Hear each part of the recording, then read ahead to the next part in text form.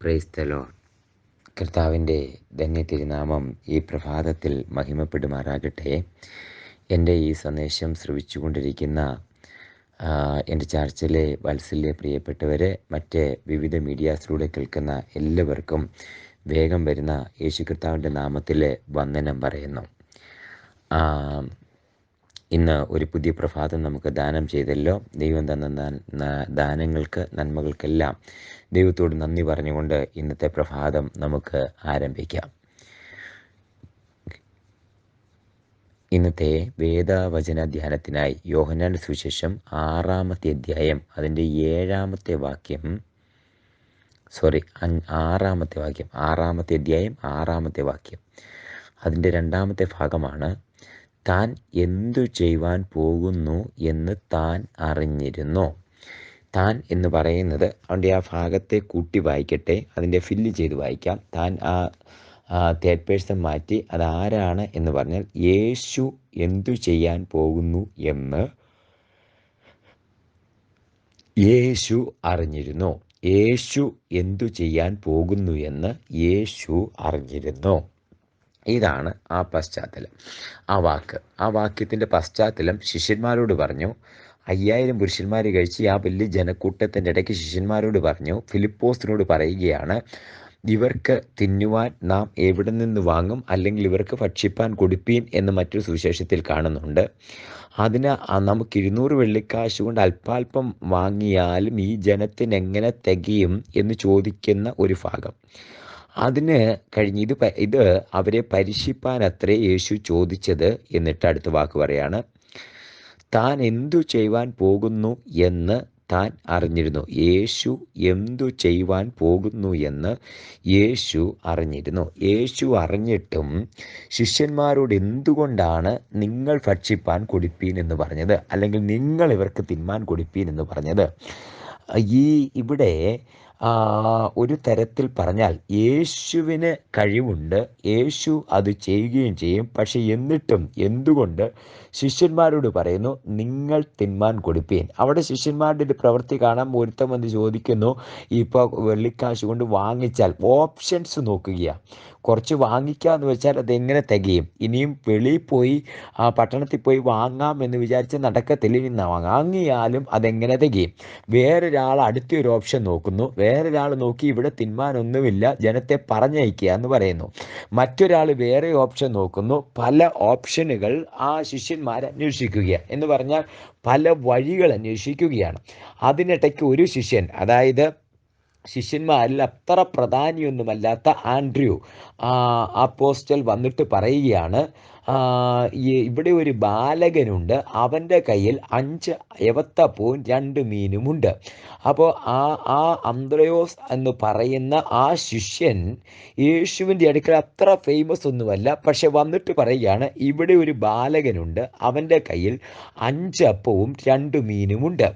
ഇവിടെ താൻ ഇത് ആ വചനം ഒന്നുകൂടെ ശ്രദ്ധിക്കണം. നമ്മൾ വായിച്ചത്, താൻ എന്തു ചെയ്യുവാൻ പോകുന്നു എന്ന് യേശുവിനറിയാമായിരുന്നു. യേശു ആ 5000 പുരുഷന്മാരുള്ള 20,000 ജനസമൂഹത്തിൽ എന്തു ചെയ്യാൻ പോകുന്നു എന്നറിഞ്ഞിട്ടും യേശു അവരോട് പറയുകയാണ്, നിങ്ങൾ ഭക്ഷിപ്പാൻ കൊടുപ്പീൻ. ഒരുത്തൻ അങ്ങനെയും ഒരുത്തൻ ഇങ്ങനെയും പറഞ്ഞു എന്ന് എഴുതിയിരിക്കുന്നത് പോലെ ഒരു ശിഷ്യൻ അവിടെ ഓപ്ഷൻ അന്വേഷിച്ചിട്ട് പറഞ്ഞു, 200 വെള്ളിക്കാശുണ്ട്, അതുകൊണ്ട് മേടിച്ചാൽ എന്തുണ്ട്? ഒരു ശിഷ്യൻ പറഞ്ഞു, ജനമെല്ലാം വീട്ടിൽ പോകട്ടെ, അവരെ നേരത്തെ വിട്ടാൽ മതി. മറ്റൊരു ശിഷ്യൻ വന്നിട്ട് പറഞ്ഞു, ഇവിടെ ഒരു ബാലകനുണ്ട്, അവൻ്റെ കയ്യിൽ 5 അപ്പവും 2 മീനുമുണ്ട്. ഇവിടെ നമ്മൾ പെട്ടെന്ന് പറയും, ആ ബാലകനെ കണ്ടുപിടിച്ച് ആ ശിഷ്യനാണ് നല്ലത് എന്ന് പറയാം. അതെ അങ്ങനെ തന്നെ. പക്ഷേ അതിനപ്പുറത്ത് ശിഷ്യന്മാരെ കൊണ്ടൊക്കെ പറ്റുന്നത് പോലെ ചെയ്തു എന്നൊരു കാര്യമുണ്ട്. അവരെ കൊണ്ട് എന്ത് സാധിക്കുമെന്ന് വിചാരിച്ചിട്ട് ഇപ്പോൾ ഒരു കാര്യത്തിന് ഇറങ്ങി പോരുമ്പോൾ നമ്മുടെ പേഴ്സ് തുറന്ന് എത്ര രൂപ നമ്മുടെ കയ്യിൽ ശേഷിക്കുന്നു എന്ന് നോക്കുന്നത് പോലെ ഇവിടെ ശിഷ്യന്മാർ തമ്മിൽ ആലോചിച്ചിട്ട് അല്ല, ആ യേശുവിൻ്റെ വാക്ക് കേട്ടിട്ട് അവരുടെ പണം എണ്ണി നോക്കി. ഒന്നത്. 2, അവർ വീട്ടിൽ പോകട്ടെ എന്ന് വേറൊരാൾ പറഞ്ഞു നമ്മൾ മേടിക്കാമെന്ന് വെച്ചാലും പട്ടണത്തിൽ പോകാൻ. ഇങ്ങനെ ആശയങ്ങൾ വരികയാണ്. ആശയങ്ങൾ വരുന്നതിൻ്റെ ഇടയ്ക്കാണ് അന്ത്രയോസ് ഒരു ബാലകനെ പിടിച്ചുകൊണ്ട് യേശുവിൻ്റെ അടുക്കൽ വന്നിട്ട് പറയുന്നത്, ഇവിടെ ഒരു ബാലകനുണ്ട്, അവൻ്റെ കയ്യിൽ 5 അപ്പവും 2 മീനുമുണ്ട്. നമുക്കെല്ലാവർക്കും ഇഷ്ടപ്പെടുന്നത് അന്ത്രയോസ് എന്ന് പറയുന്ന ആ മനുഷ്യൻ പിടിച്ചുകൊണ്ടുവരുന്ന ബാലകനെ ആണ്. എങ്കിലും അതിൻ്റെ പിന്നാമ്പുറത്ത് ശിഷ്യന്മാരെല്ലാം അവരവരുടേതായ വഴിക്ക് അന്വേഷിച്ചു എന്നൊരു കാര്യമുണ്ട്. അവരവരുടേതായ വഴിക്ക് ചെയ്യാൻ പറ്റുന്നത് എന്താണെന്ന് അന്വേഷിച്ചു. അവരെ കൊണ്ട് ചെയ്യാൻ പറ്റുന്ന കാര്യം ചെയ്തു എന്നൊരു കാര്യമുണ്ട്. ഇന്ന് യേശുവിൻ്റെ അടുക്കൽ നമ്മളെ കൊണ്ട് ചെയ്യാൻ പറ്റുന്ന കാര്യം ചെയ്യുക അല്ല, മറ്റൊരു തരത്തിൽ പറഞ്ഞാൽ ചെയ്യാൻ പറ്റത്തില്ല, നമ്മളെ കൊണ്ട് ഒരിക്കലും താങ്ങാൻ പറ്റത്തില്ലെങ്കിലും, നമ്മളെ കൊണ്ട് ഒരിക്കലും ചെയ്യാൻ പറ്റത്തില്ലെങ്കിലും, ആ പറ്റാത്തതിന് മുമ്പിൽ നമ്മെ കൊണ്ട് ചെയ്യാൻ പറ്റുന്ന ചെറിയ കാര്യം ചെയ്യാൻ തയ്യാറായാൽ ബാക്കി കാര്യങ്ങളുടെ മേൽ ദൈവം തമ്പുരാൻ പ്രവർത്തിക്കും. ഞാനൊരു ദൈവദാസൻ ഇങ്ങനെ പ്രസംഗിച്ച് കേട്ടിട്ടുണ്ട്. ഈ 6 കൽപ്പാത്രത്തിൽ യേശു അത് വെള്ളം നിറച്ച് വീഞ്ഞാക്കി. അപ്പോൾ ആ ദൈവദാസൻ ഇങ്ങനെ പറഞ്ഞ് ഞാൻ കേട്ടിട്ടുണ്ട്, നമ്മളെ കൊണ്ട് വെള്ളം വീഞ്ഞാക്കാൻ പറ്റത്തില്ലായിരിക്കും, അത് സാധിക്കത്തില്ലായിരിക്കും, പക്ഷെ വെള്ളം കോരി നിറയ്ക്കാൻ നമ്മളെ കൊണ്ട് സാധിക്കുമല്ലോ. വെള്ളം കോരി നിറയ്ക്കാൻ നമ്മളെ കൊണ്ട് സാധിച്ചാൽ വീഞ്ഞാക്കുന്നത് കർത്താവിൻ്റെ പരിപാടിയാണ്. നമ്മളെ കൊണ്ട് ചെയ്യാൻ പറ്റുന്ന ഒരു കാര്യമുണ്ട്. ഈവൻ നമുക്കിപ്പോൾ ഈ കൊറോണ കാലഘട്ടമാണ്, നമുക്ക് ഇറങ്ങി പുറപ്പെടുകയോ ശുശ്രൂഷിക്കാനോ പറ്റുകയില്ല. പക്ഷേ ആ 4 ചുവരിനകത്ത് മുട്ടയിലിരുന്ന് പ്രാർത്ഥിക്കാൻ നമുക്ക് പറ്റുമല്ലോ. നമുക്ക് ഒരുമിച്ചിരുന്ന് ദൈവത്തോട് നിലവിളിക്കാൻ പറ്റുമല്ലോ. നമ്മൾ ചെയ്യേണ്ട കാര്യം നമ്മൾ ചെയ്യുകയാണെങ്കിൽ തമ്പുരാൻ ചെയ്യേണ്ട കാര്യം തമ്പുരാൻ ചെയ്തുകൊള്ളും. അതാണ് ദൈവം പറയുന്നത്, യഹോവയോട് അടുത്തു വരുവേൻ, അവൻ നിങ്ങളോട് അടുത്തു വരും. അപ്പോൾ അടുത്തു വരാഞ്ഞാൽ അടുത്തു വരാത്ത ഒരു കർത്താവാണ് നമുക്കുള്ളത്. ദൈവത്തോട് അടുത്തു വരുവേൻ, അവൻ നിങ്ങളോട് അടുത്തു വരും. അപ്പോൾ നമ്മൾ അടുത്തു വരേണ്ട ഒരു ആവശ്യമുണ്ട്. നമ്മളെ കൊണ്ട് ചെയ്യാൻ പറ്റുന്ന കാര്യം അത് 1 മണിക്കൂർ പ്രാർത്ഥിക്കാനാണോ? അങ്ങനെ ചെയ്യണം. ഈ ജനത്തിന് വേണ്ടി, ദേശത്തിന് വേണ്ടി, സഭയ്ക്ക് വേണ്ടി ഇടിവിൽ നിൽക്കാൻ കഴിയുമോ? ഇടിവിൽ നിൽക്കണം. ഇല്ല, തലമുറയ്ക്ക് വേണ്ടി മറ്റൊന്നും ചെയ്യാൻ കഴിയുന്നില്ല, അവരനുസരിക്കുന്നില്ല, നമ്മൾ മറ്റെന്ത് ചെയ്തിട്ടും കാര്യമില്ല. പ്രിയ മാതാവേ, മുട്ടയിലിരുന്ന് കരയാൻ പറ്റുന്നുണ്ടോ? ഇതുപോലെയൊരു മരുന്ന്, ഇതുപോലെയൊരു മനഃശാസ്ത്രപരമായ ട്രീറ്റ്മെന്റ്, ഇതുപോലെ ലോകത്തിൽ മറ്റൊരു ഉപദേശം, ഇതുപോലെ ലോകത്തിൽ മറ്റൊരു മരുന്ന് ഇതുവരെ കണ്ടുപിടിക്കപ്പെട്ടിട്ടില്ല എന്ന് പറയട്ടെ. മുട്ടയിലിരുന്ന് പ്രാർത്ഥിക്കുന്ന മാതാവേ, നീ ചെയ്യേണ്ടത് നീ ചെയ്തു കഴിഞ്ഞോ? ഇനി കർത്താവിന് വിട്ടേക്ക്, കർത്താവിന് ചെയ്യാനുള്ളത് കർത്താവ് ചെയ്യും. ഇവിടെ ശിഷ്യന്മാരെ കുറിച്ച് കാണുമ്പോൾ വ്യത്യസ്തമായിട്ട് സന്ദേശം ഞാൻ പറയുകയാണ്. അവരെ കൊണ്ട് പറ്റുന്നത് പോലെ ഒരാൾ ഓടിപ്പോയി ആഹാരം കൊടുക്കാൻ പറഞ്ഞപ്പോൾ ഒരാൾ ഓടിപ്പോയി പണം എണ്ണി നോക്കാൻ തയ്യാറായി. ഇപ്പോൾ ആ പണം എണ്ണി നോക്കാൻ തയ്യാറായിട്ട് കർത്താവിനോട് പറയുക, ഇത് തികയുകയില്ല. മറ്റൊരാൾ ഓടിപ്പോയിട്ട് അവിടെ പട്ടണത്തിൽ പോയി മേടിച്ചാൽ തികയുകയില്ല, 200 വെള്ളിക്കാശ് മേടിച്ചാൽ തികയുകയില്ലെന്ന് പറഞ്ഞൊരാള്, ഒരു കണക്ക് കൂട്ടുന്ന ഒരാള്. മറ്റൊരാള് അയാൾ പറയുകയാണ് ജനത്തെ പറഞ്ഞു വിട്ടേക്ക്, ഇനി ഇവിടെ ഇരുത്തണ്ട, പറഞ്ഞു വിട്ടേക്ക്. ഇതെല്ലാം ഓരോരോ ഓപ്ഷൻ ആണെങ്കിലും അവർക്കെല്ലാം ചെയ്യാൻ പറ്റുന്ന കാര്യങ്ങൾ, അല്ലെങ്കിൽ അതിനകത്തൊക്കെ നിരാശയുണ്ടെങ്കിൽ, നമ്മളെ കൊണ്ടൊക്കത്തില്ല, ഇത് സാധിക്കത്തില്ല എന്നൊക്കെ പറയുന്ന നിരാശ വാക്കുകളാണ്, നെഗറ്റീവ് വാക്കുകളാണ്. അതങ്ങ് ഒഴിവാക്കിയിട്ട് നമ്മളെ കൊണ്ട് ഒരു ബാലകനെ കൊണ്ടുവന്നപ്പോൾ ആ അന്ത്രയോസ് എന്ന് പറയുന്ന ശിഷ്യന്റെ മനസ്സിലെ പ്ലാൻ എന്താ? ഈ ബാലകൻ അങ്ങോട്ട് ഇപ്പോൾ വന്നിട്ട് 5 അപ്പം കൊണ്ട് എന്തെങ്കിലും കാര്യം സാധിക്കുമെന്ന് ചെയ്യാൻ അങ്ങനെ ഒരു ചിന്തയില്ല. ഇതിനു മുമ്പ് അങ്ങനെ ഒരു സംഭവം നടന്നിട്ടില്ലല്ലോ. അപ്പൊ ഈ കൊച്ചു ചെറുക്കനെയുമായിട്ട് യേശുവിൻ്റെ അടുക്കലോട്ട് ഈ ബാലകനെയും വിളിച്ചു കൊണ്ട് അന്ത്രയോസ് വരുമ്പോൾ അന്ത്രയോസിനെ കൊണ്ട് ചെയ്യാൻ അത്രയേ പറ്റുകയുള്ളൂ. പക്ഷെ ഇവിടെ ഒരു കാര്യമുണ്ട്, യേശുവിന് അറിയാമായിരുന്നു താൻ എന്തു ചെയ്യാൻ പോകുന്നുവെന്ന്. ഇന്ന് ഈ എൻ്റെ സന്ദേശം കേൾക്കുന്ന പ്രിയരെ, നിങ്ങളുടെ അന്തരംഗത്തിൽ നിങ്ങൾ അറിയട്ടെ, യേശു നിനക്ക് വേണ്ടി എന്തു ചെയ്യുവാൻ പോകുന്നുവെന്ന്. യേശു വരുന്നത് പോലെ വരട്ടെ, ഞാനങ്ങ് ചെയ്തോളാം എന്ന് പറഞ്ഞിരുന്നാൽ ദൈവത്തിന് നിന്നില് ഒന്നും ചെയ്യുവാൻ കഴിയുകയില്ല. പക്ഷേ ഒരുവൻ സമർപ്പണ സമർപ്പണത്തോടെ, പ്രാർത്ഥനയോടെ, ഉപവാസത്തോടെ ദൈവത്തിൻ്റെ മുമ്പിലിരുന്നാൽ, അല്ല നിനക്ക് ചെയ്യാൻ പറ്റുന്നത്, നിനക്കൊന്നും കഴിഞ്ഞില്ലെങ്കിൽ മുട്ടയിലിരുന്ന് രാവിലെ നിനക്ക് ഡ്യൂട്ടിക്ക് പോകണം, ആ ഭയങ്കര തിരക്കാണ്, പക്ഷെ ഒരു 5 മിനിറ്റ് പ്രാർത്ഥിക്കാൻ പറ്റുമോ? അല്ല വൈകുന്നേരം വന്നിട്ട് കുടുംബ പ്രാർത്ഥന, അല്ല അവിടെ വന്നിട്ട് ഒരു 1 മണിക്കൂർ പ്രാർത്ഥിക്കാൻ പറ്റുമോ? വേണ്ട, അരമണിക്കൂർ 10 മിനിറ്റ് പ്രാർത്ഥിക്കാൻ പറ്റുമോ? നിന്റെ ഭാഗം നീ ചെയ്തു. ദൈവത്തോട് അടുത്തു വരുവിൻ, അവൻ നിങ്ങളോട് അടുത്തു വന്നു. നമ്മുടെ ഭാഗം നമ്മൾ ചെയ്യാൻ തയ്യാറായാൽ ദൈവത്തിൻ്റെ ഭാഗം ദൈവം നമുക്ക് വേണ്ടി ചെയ്തുകൊള്ളും.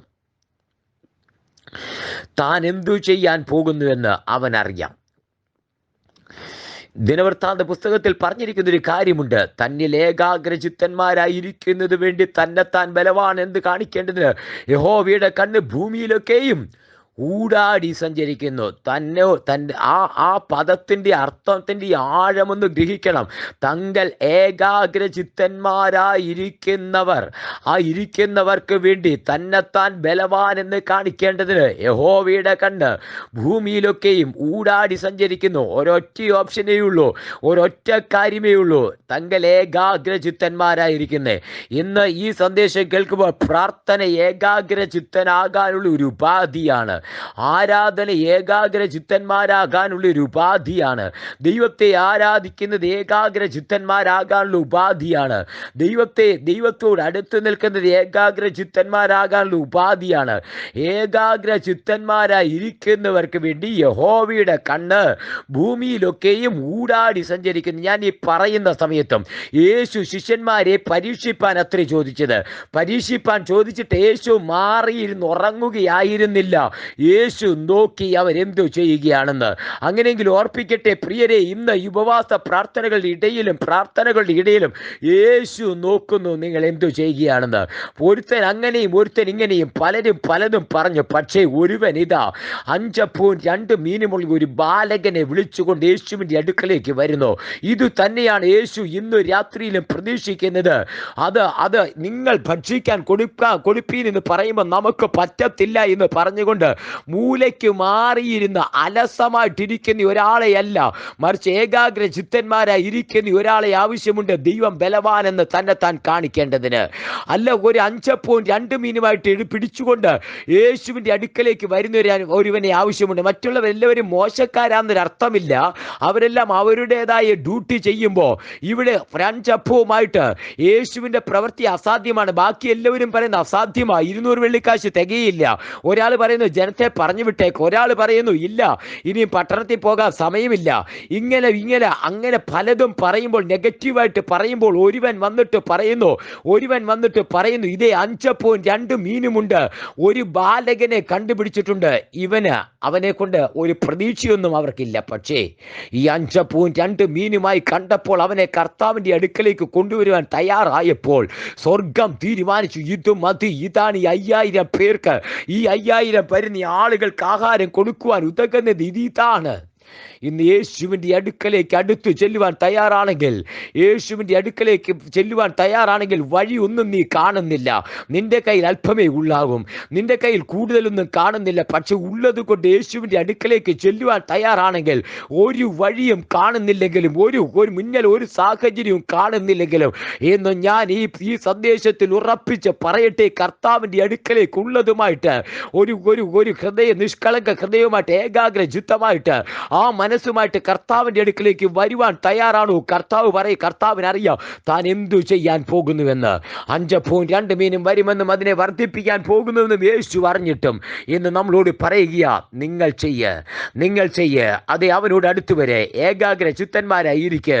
അതിന് തയ്യാറാണെങ്കിൽ യേശുവിനറിയാം താൻ എന്തു ചെയ്യാൻ പോകുന്നുവെന്ന്. നന്മയ്ക്കല്ലാതൊന്നും ചെയ്യാത്ത കർത്താവിനറിയാം താൻ എന്തു ചെയ്യാൻ പോകുന്നുവെന്ന്. ഇനി സന്ദേശം കേൾക്കുമ്പോൾ നിങ്ങളുടെ ഹൃദയം കർത്താവിൽ ഉറയ്ക്കട്ടെ. അവനറിയാം നിന്റെ ജീവിതത്തിൽ എന്തു ചെയ്യാൻ പോകുന്നുവെന്ന്. ദൈവകരങ്ങളിലേക്ക് സമർപ്പിക്കാൻ നമുക്ക് ഒരുമിച്ച് പ്രാർത്ഥിക്കാൻ. ഞങ്ങളുടെ കർത്താവും ദൈവമേ, അങ്ങയുടെ പാദപീഠത്തിലേക്ക് അടുത്തു വന്ന് പ്രാർത്ഥിക്കുന്നു. പിതാവേ, ഇത്രത്തോളം സമയം ഈ സന്ദേശം കേട്ടിരിക്കുവാൻ ഈ ജനത്തെ അനുഗ്രഹിച്ചതിനായി നന്ദി. കർത്താവേ, അങ്ങയുടെ നാമത്തിൽ ഇവരെ അനുഗ്രഹിക്കുന്നു. ഇവരുടെ ജീവിതത്തിൽ യേശു എന്തു ചെയ്യാൻ പോകുന്നു എന്ന് യേശുവിനറിയാം. ഇവരെ മറഞ്ഞിരിക്കുമ്പോൾ ആ യേശുവിൻ്റെ അടുക്കൽ വന്ന്, ദൈവത്തിൻ്റെ അടുക്കൽ വന്ന് സകലവും കർത്താവിനായി സമർപ്പിക്കാൻ സ്വർഗം ഇവരെ സഹായിക്കണമേ. കർത്താവേ, അങ്ങയുടെ നാമത്തിൽ ഇവരെ അനുഗ്രഹിച്ച് പ്രാർത്ഥിക്കുന്നു. ദൈവകരം കൂടിയിരിക്കുന്നതിനായി സ്തോത്രം, ദൈവകൃപ കൂടിയിരിക്കുന്നതിനായി സ്തോത്രം. അങ്ങയുടെ നാമത്തിൽ ജനത്തെ അനുഗ്രഹിക്കുന്നു, തൃക്കരങ്ങളിലേക്ക് സമർപ്പിക്കുന്നു. പ്രാർത്ഥന കേട്ടിയാൽ സ്തോത്രം.